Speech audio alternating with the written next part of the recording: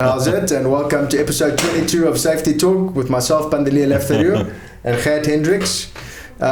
So, today we want to talk about safety with regards to body corporate trustees and body corporates. So, basically in a nutshell, body corporates can be held criminally liable if a contractor is injured on their premises and they have not followed the proper due diligence. Am I correct? Absolutely.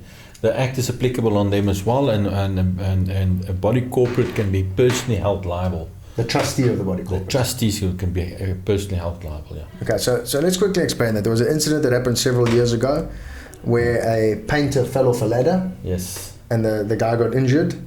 When they got lucky in this particular instance because public liability ended up covering it. Yes. But the truth is that if they had dug deep and all that and they'd asked for the safety file, there was no safety file, there was no due diligence done by the Board of Trustees. They got a contract, they probably pulled someone off the street, sent him up a ladder to start painting, and ultimately the guy didn't work safely and fell and injured himself. Yeah. But we are seeing now that the Department of Labour is getting a little bit stricter. Definitely. And that legislation is becoming a little bit tighter and insurance companies are becoming a little bit smarter to this. Absolutely. Everybody, the knowledge have increased, and it's time that the body corporates actually understand as well what their liabilities are. Okay. Yeah. And what are those liabilities? Well, firstly, is a big excuse that body corporates hold is that they say, this is not my property, there is owners that needs to maintain their own property, which is correct. But they are firstly liable for the common areas. Okay. Common areas must be maintained, and there must be a management system in place making sure that it stays maintained. Secondly, you've got staff, employees that maintain your common areas. Those becomes physically your employees. So you need to have a management system managing them, educating them, training them, making sure you've done a risk assessment and make sure that they're competent in their work. Thirdly, and this is most probably the most important thing, those people that's got which is the owners of the flat or units, they're going to stop at the corner of the robot and they're going to pick up somebody to do some waterproofing or paint their house or do some foundation work, and that is actually weakening the structure of the building, putting the other people in the complex at risk. And that is the responsibility of the body corporate to make sure that the structure has not been compromised, and that everybody that must partake in the safety management system to maintain the building. Okay, so explain that again, because I'm not quite following you. When you say the structure is compromised, do you mean the physical structure of the building? The building can be compromised. For example, waterproofing is a classic example. Yeah. You've got a multiple flatlet. And the third floor, they are doing the shower, but they're not waterproofing the shower. And it goes straight through the floors. It's a common thing. It's a common thing. Yeah. Straight through the floor, and the flat below them is now suddenly responsible for painting it. Yeah. And it weakens the slab and all of those things. So that is the... Okay, but now how are you going to incorporate that into a safety management system? What does the body corporate physically have to go and check every time someone's doing renovations? No, you approve your contractors. You've got an approved vendors list. Okay. Approved vendors list, which actually follows the contractors program, whereby they need to supply their safety file. You've got proof of evidence that safety, the contractor is compliant, competent contractor, competent employees, competent and knowledgeable. Okay, but so let me ask this question then. But then, let's say that you've got all that tick, tick, tick, tick. Yeah. The guy goes, the thing still leaks. Yes. Well, actually, that's also happened.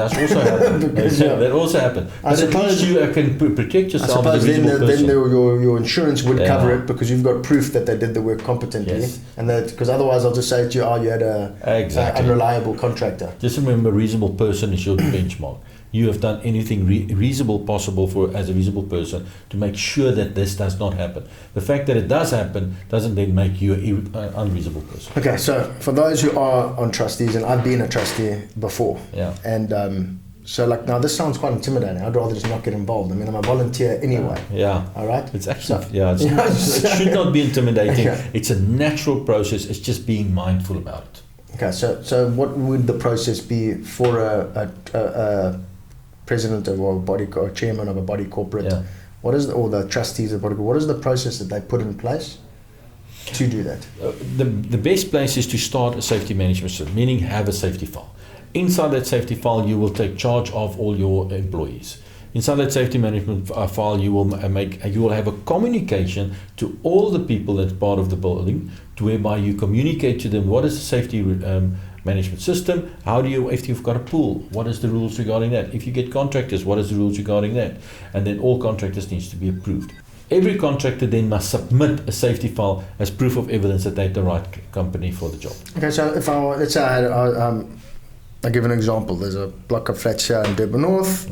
I got 50 flats. Yeah. In theory, then could there be 3 or 4 approved plumbers for the whole block? Exactly. 3 or 4 electricians. Yes. 3 or 4 painters, whatever anyone needs. Yes. And provided the members all choose from those, then it's easy. They can hop in and out whenever they want. Yes. If they want anyone outside of that, then that person's going to have to go through the due diligence and the process to get approved. That's it. Okay, well, that doesn't sound unmanageable. No, it's not. It's totally manageable. It's very, very easy. Actually, gives you peace of mind. You know exactly what the quality of work that you're going to get, and that's what it's all about.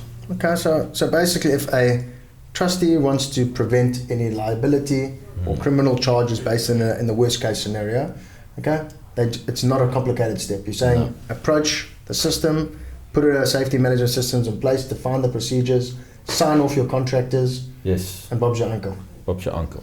All right, that seems straightforward to me. You do not need to be afraid if you are a trustee. Just put that in place and you have protected yourself adequately to prevent any liability or criminal charges. If you have any thoughts on this, please comment, good or bad.